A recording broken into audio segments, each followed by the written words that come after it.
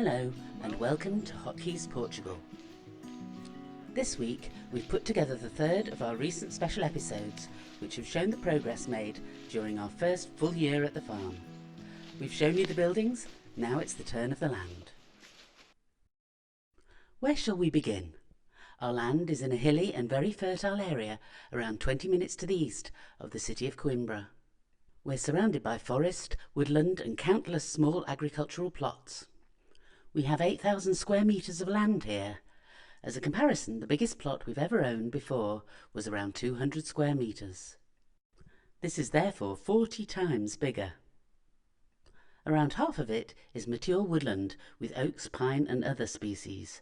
We also have around 40 olives, plus 20 or so fruit trees, including oranges, plums, figs and some very small apples. Here's the upper end of the plot when we first saw it in autumn 2023. The buildings were abandoned around the turn of the millennium. The land had been left to its own devices, apart from the compulsory annual cut to ground level ahead of the fire season. There had clearly been productive trees around the farmhouse, but they were all massively overgrown and produced very little fruit during our first season here. The ground cover here was reasonably short after a long dry summer, but the ivy and brambles had taken hold, overwhelming the trees and buildings. We found a well away from and mostly below the buildings, and more woodland with some evidence of old grapevines as the land falls towards the stream. Many of the trees were choked with ivy and in poor condition. We have a lot to learn about managing woodland rather than a domestic garden.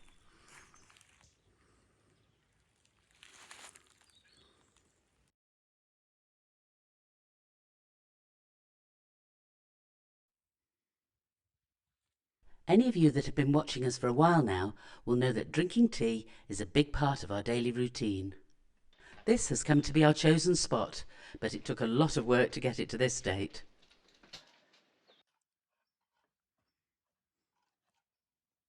This was once an animal shelter. The roof had collapsed, but it had a concrete base. It definitely had potential, once cleared, to put a temporary cover on it. Dripped all over.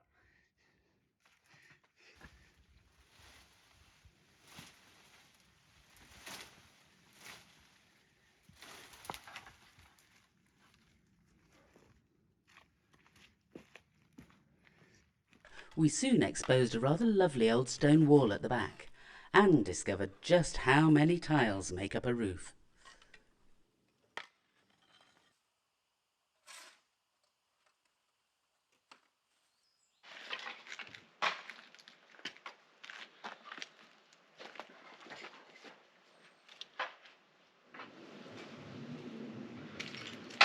And we are charging.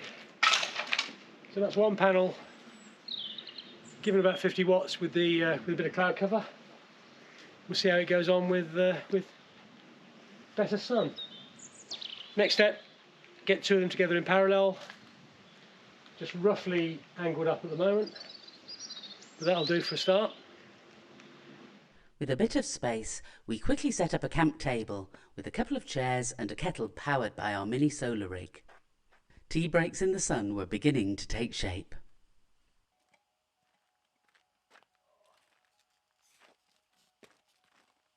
There was a more enclosed room next to this area, again without a roof, but with side walls for a bit more weather protection. This was February, and you can see from my clothing that the weather was changeable, so we really needed that protection. So whilst I'm brewing another kettle, what's going on here? Oh, I'm trying to wade my way through decades of undergrowth and try and find my way to the back of this room.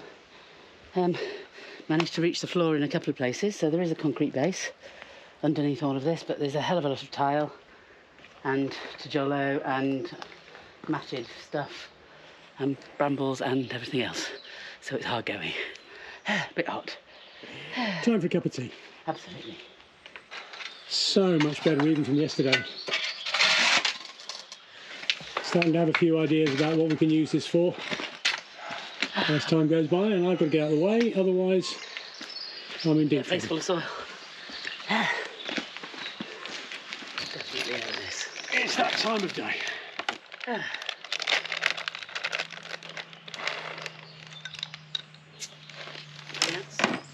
Oh, thanks. And this is where Jane's got to today on clearing out the little side room. Fantastic this is.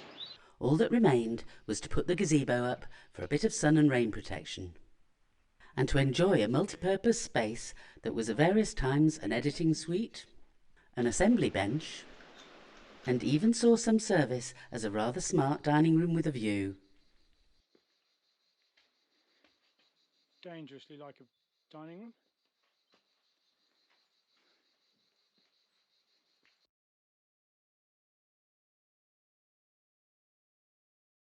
You might just have noticed there's no shortage of trees here.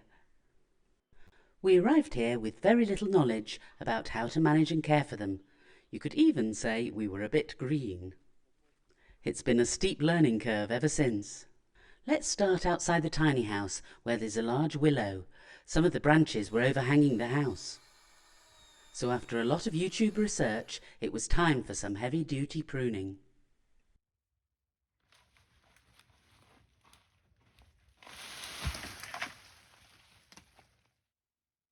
The first phase cleared out the willow and the olive tree closest to the building. And we rapidly learnt just how much debris comes from a few branches cut off a tree. A few months later, it looked okay, but we were still a bit cautious about the safety of the most horizontal branches. By the summer, those misgivings were proved when one of the upper branches snapped off. Resting on the branch below, it had to be removed, so made the decision for us. It was quite a complex challenge, so took lots of thinking and pointing before Phil picked up any tools. Mostly, it was about planning the sequence of cutting, because these branches are heavy when they fall.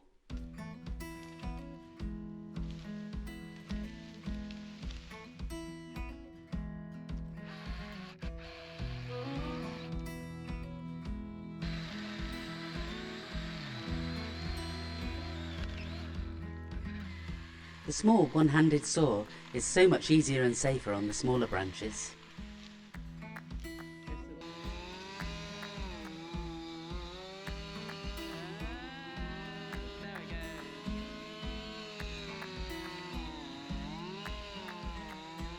I just couldn't resist putting a smiley on the cut face. We never thought it had become an icon though.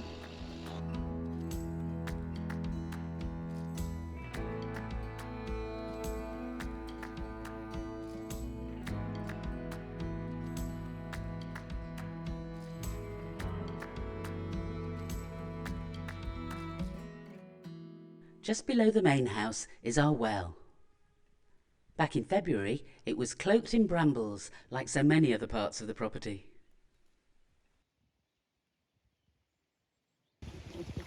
So there's a big metal mechanism. There is water a few metres down. So we laid in some timbers as a temporary cover. We'll do something more permanent later on. After a month or so, it's overgrown once more, but with fewer brambles this time. When we got around to strimming the lower parts of the land, we uncovered another original stone wall surrounding the terrace.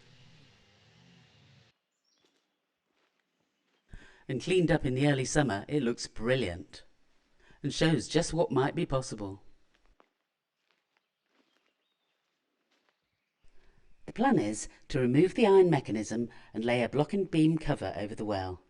We'll then restore and put the mechanism back in place. Until then, it makes a pretty good spot to sit with a beer and enjoy the view.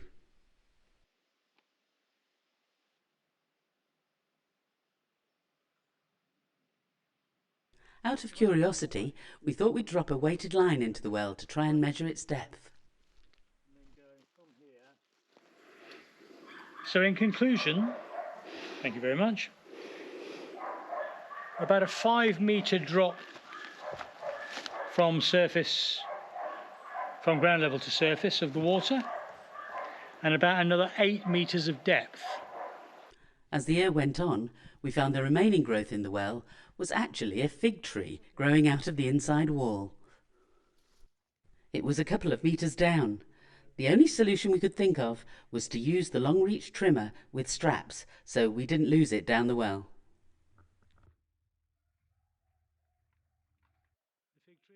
It was great to be able to see the bottom again, and we also gained a much better understanding of the mechanism. Now we could see it properly and appreciate the real potential of this feature.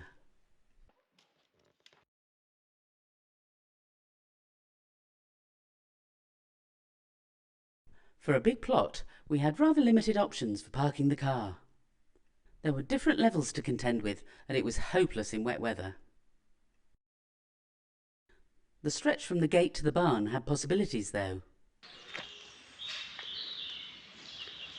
Something else we did yesterday, whilst it was a bit drizzly and not really too good for any major significant other work, was a bit of setting out. And this is what we've come to with using some tree branches that we cut, is to work out where the driveway and the pathway is going to be. So coming in off the gate, that's a bit of a drop down, and we've got a lovely cork oak right in the middle. So ideally then build a little sort of raised bed parapet around it to protect it. But we can come in and have a sort of circular driveway that will come in round the right here in front of the tiny house, comes down in front of this olive,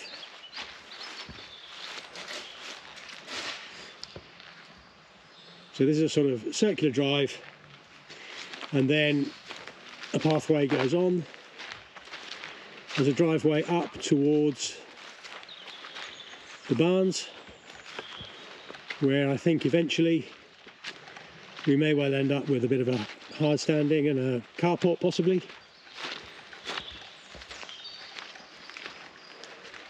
To do anything here would mean a lot of digging.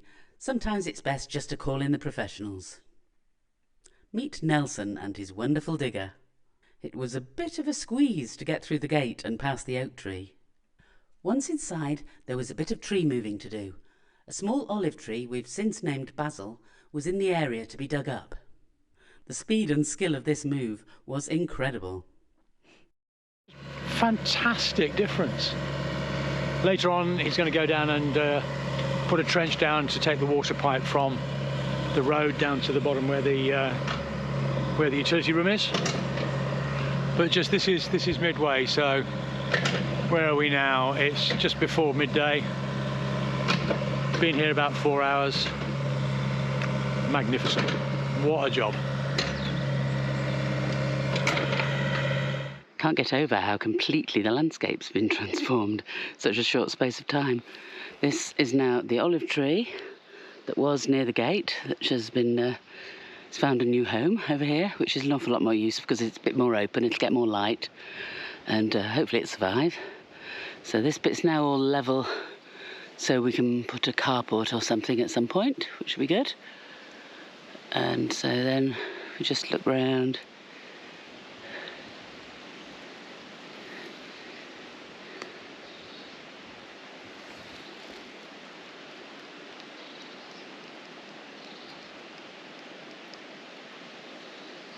All the way over to the tiny house. Nelson's now levelling out the other side of the house, so that maybe one day we can have another driveway down here. Won't happen straight away, but it's worth getting the work done, seeing as he's here with the digger and he's willing. So he seems to be working at such speed he can get on with everything. So brilliant. And Nelson's finished the job, and we've now got a new driveway heading out towards the gate. There's a bit more to do, and he suggested to us that it would be a good idea to do another terrace down on the level of the well, at some point. Obviously not this time, but maybe the next time. And look at this, lovely flat driveway. Very impressed. There's a few big roots that we're going to have to chop off. But otherwise, this is fabulous. Having dug down about 20 centimetres, the plan was to put down some geotextile weed control. That's the grey stuff. Then to put down a layer of hardcore rubble and tiles. Then a layer of coarse gravel, which in turn would be topped with some lime-based stone dust to bind it all together. We needed some of this dust for another project, so the first delivery arrived, and proved we still had a lot to do to allow good access.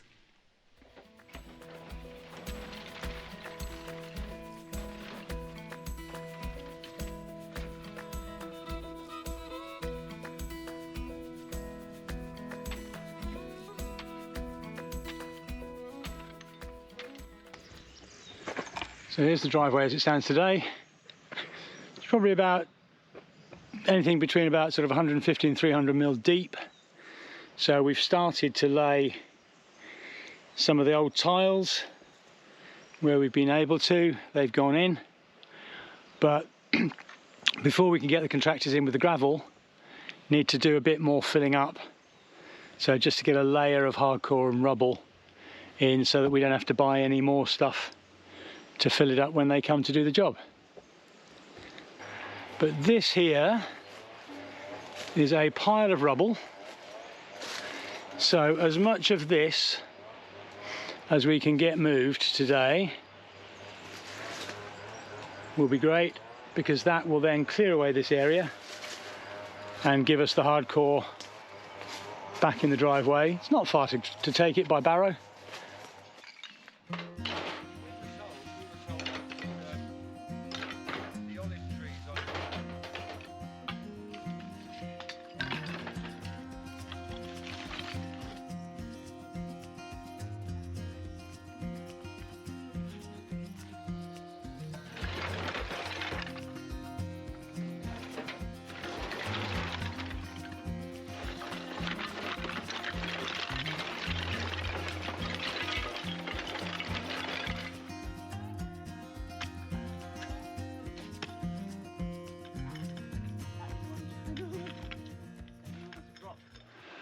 Well done, Janie.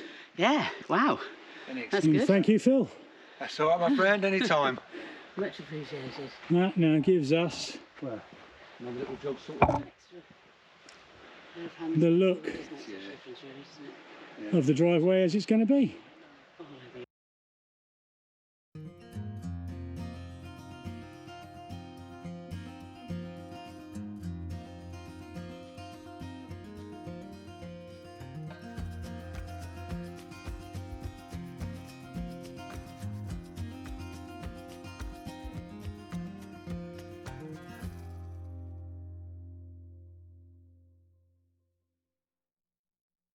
We're due a delivery from the builders merchants today. Really, it's the first test of the new hardcore on the driveway. Hopefully, the truck will be able to come in through the gate backwards, and I've laid down some polythene so that when the aggregate, it's 1 cubic metre of aggregate, hopefully will just go onto there, which means we can scoop it up and gather it without it getting all mucked up inside the geotextile. Well, that was easier than I thought. In and out in seconds, and then side tipped 1 cubic metre of gravel onto the plastic sheet. Straight out and away, out through the gate. Even crushed a few of my tiles in the process. We now had the first part of a rough driveway, and the car could crush the tiles and rubbles beneath. Now all we needed was more rubble. Some of them are slightly... They are very heavy, those, aren't they? Goodness, how many bags. Just look at all these bags. There's millions.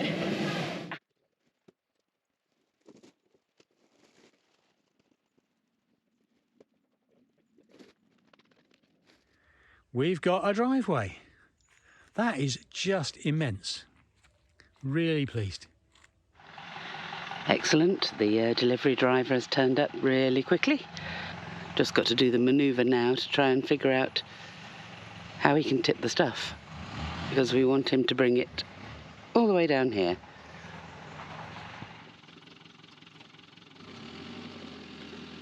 That didn't quite work out, so it's on to plan B.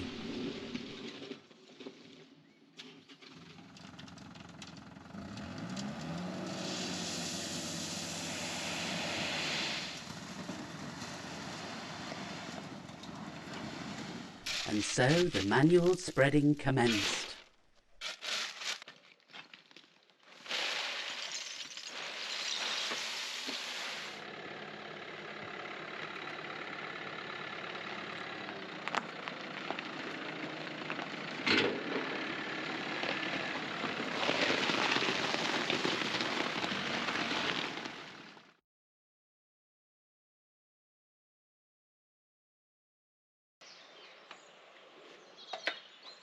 The woodland area down the hill is okay for the moment, but those nearer the house and the collection of fruit trees are a different story. They've been left to their own devices and grown out of control. Many aren't healthy and need a bit of help to get back to how they should be. And some are just a bit dangerous. So getting stuck in was the only answer.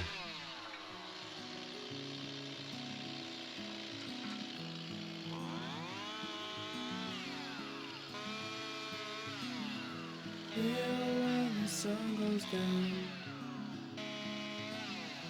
we could walk this autumn town,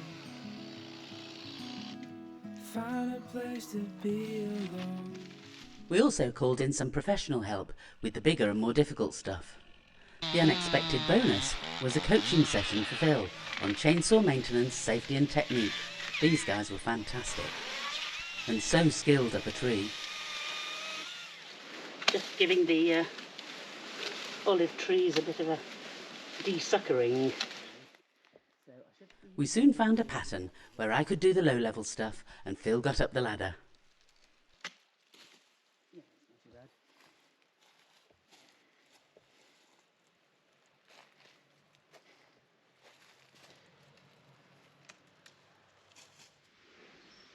You may remember from some of our earliest tree cutting adventures, these two trees, the olive on the right and the plum tree on the left, were overgrown and intertwined and made a right mess of a knot.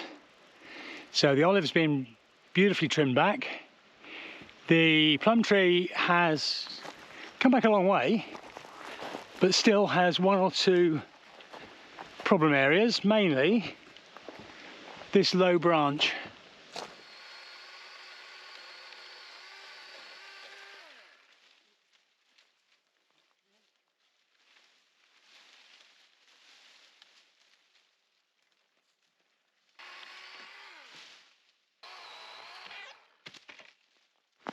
And after a rather warm hour with the chainsaw up a step ladder, this is what we've got. Very much cut down from where he was, but the two trees are now having a chance of being, independently growing nicely alongside each other.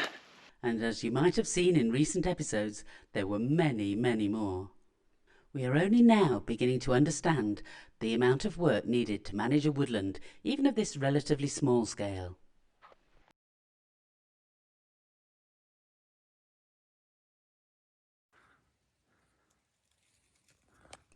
Right from the very beginning, we could see how much material comes off a tree when it's pruned, especially after a long break. We knew we wanted to use this resource somehow, so we went out and bought a chipper. The one we chose was totally inadequate for this job. It's since been rehomed in the UK, where it's perfectly suited to the demands of a small garden. The obvious alternative was fire. So, mindful of seasonal restrictions and following all regulations for permissions and fire safety, we built a fire pit and got to work. Yeah, it's not too close to the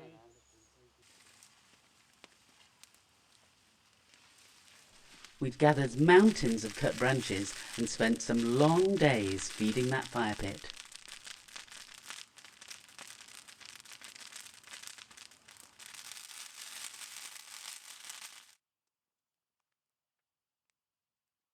Olive branches burn so well and make a brilliant crackling noise too. As fast as the piles went down, they were very quickly replenished.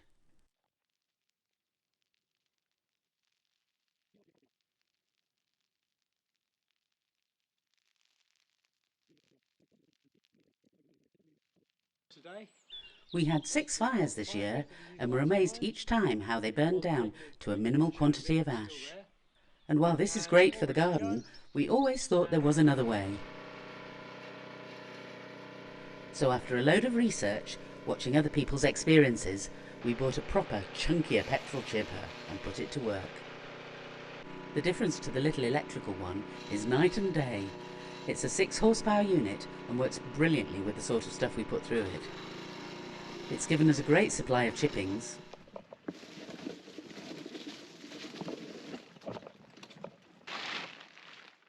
We're finding ways of storing them and putting them to use around the small trees we've planted.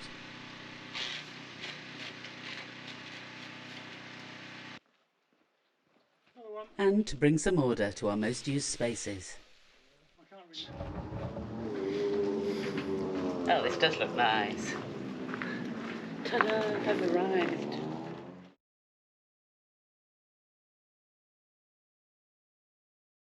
Our barns are in 2 parts. The smaller one isn't quite weatherproof because it's lost half its roof. It'll be repaired one day, but until then, there's a covered half we can use to store cut logs and canes and keep them reasonably dry. All we have to do is fill it up as we cut. so I've done a couple of loads already and made me realise the standard gloves were not the best use for this. So back to these, which are a brilliant pair. Jane got me them last year, and look at those, protecting the forearms against the rubbing of the tree branches. So there we go, ready to rock and roll.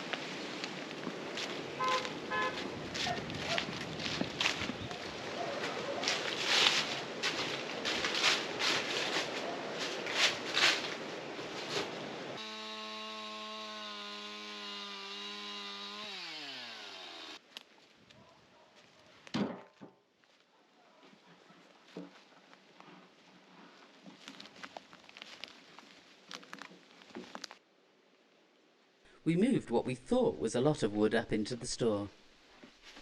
But when the boys came to help with the tree cutting, they took it to a whole new level.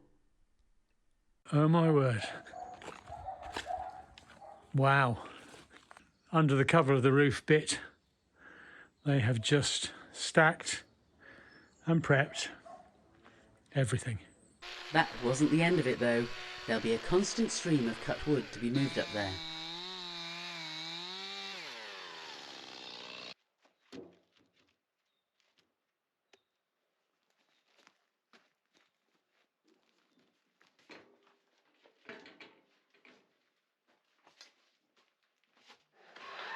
I'm just clearing away the last of the bits of tile that was all mixed in with soil here on the floor in the small barn.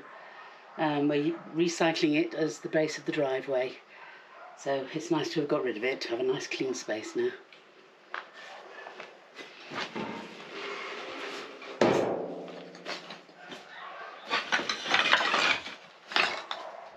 And this is where we've got to now.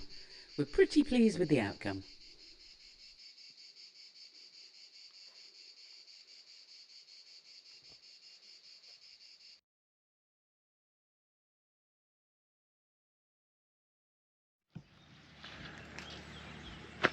Been shopping, eh? Yeah, got some nice citrus trees. What we got? We have a clementina, Yeah. a limoero, lemon tree, a toranja, star ruby grapefruit, and a lima. Excellent. And where are we going to put them? Over there somewhere. We could dance under the stars. fall into each other's arms. Nowhere else we need to be, just you and me. We can't lose this love, so hold on to what we know we have. Hold on to moments that we've shared. Hold on if all we have is joy. Let's see how they are after a few months and some lovely warm weather. This is the lime, which is looking supremely healthy.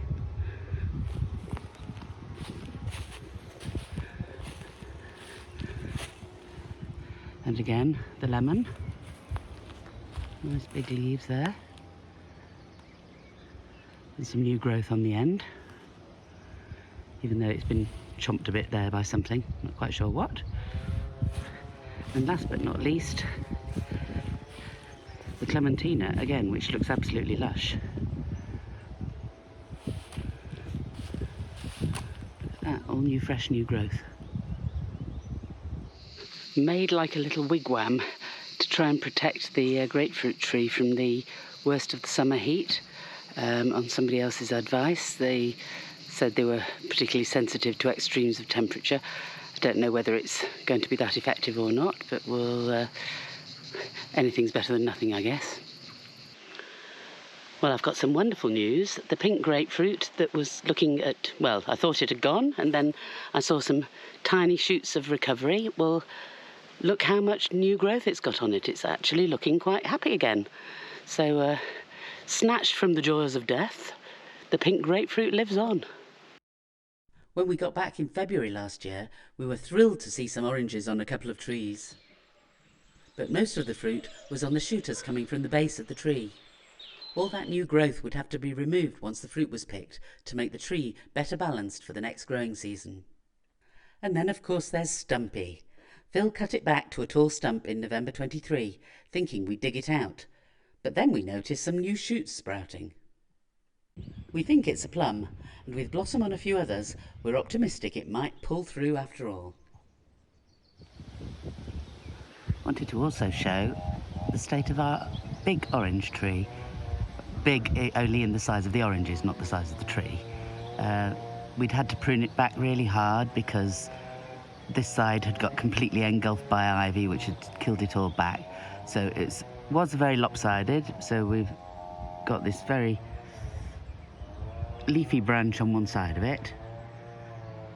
And now some green shoots of recovery up here, and if I walk round I can show you next season's oranges actually growing already.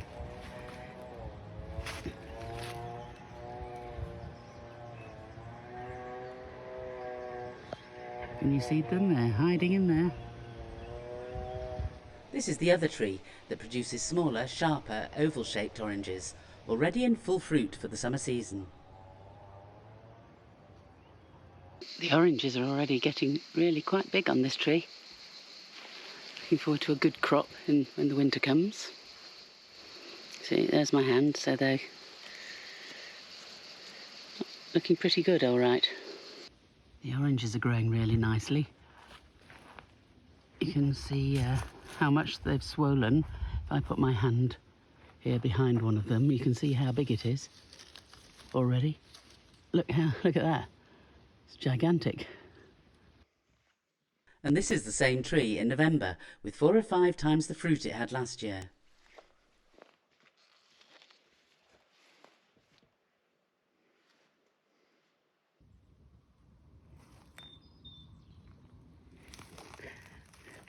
This season's oranges aren't even ripe, and already we've got next season's blossom coming out. Orange trees are incredible. Hold on if all we have is just each other. Everything will be fine. Just hold on.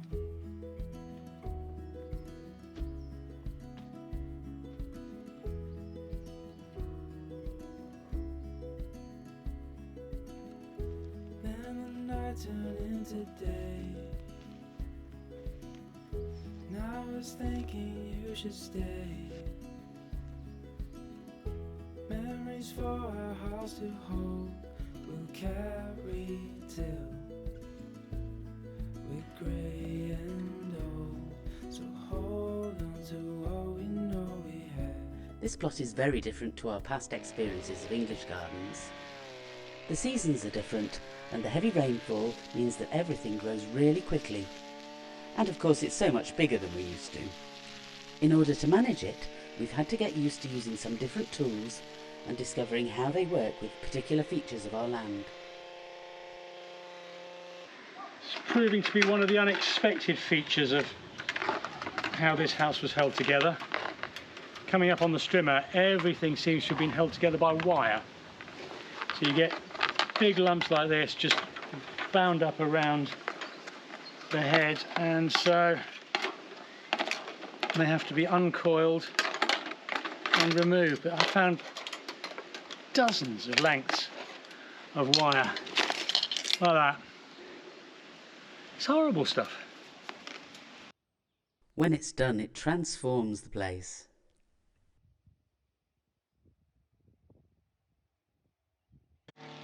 But it doesn't last. Leave it alone for a few weeks in the growing season and it's back to square one. Our friends have let us borrow their really big mower so that we could have a try and see whether it works okay on our land and see whether it's quicker than the strimming. It certainly has a big effect, but and Phil's doing a grand job here, so might be a future investment.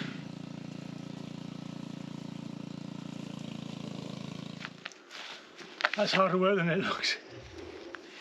It's brilliant, what it's doing is fantastic, but it's a heavy old machine, and even though it's powered, just controlling it is hard going. So that was about 15 minutes, I think, breaking it up into 15-minute chunks, do a bit, stop. And returning it was fun too. It did go in, eventually. And with that, it's back to the strimming, but now with some funky protective gear.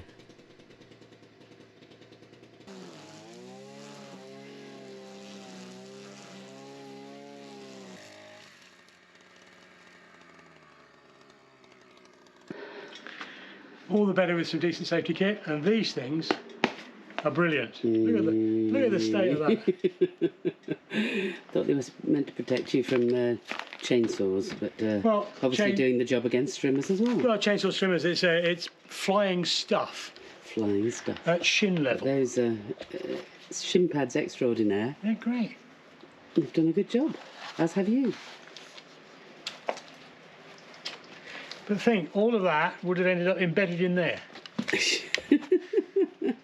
Call that a result then, shall we? Yeah, we'll go with that. That looks so good. It's a lot of work, but it is a beautiful place. Time to sit down and enjoy it. Well, that's about it for now. Thanks so much for joining us. With spring just around the corner, there's lots more to do with the trees and the land as we get back in the swing of making the space comfortable while planning for the rebuild is in progress. Look forward to seeing you again next week. Bye.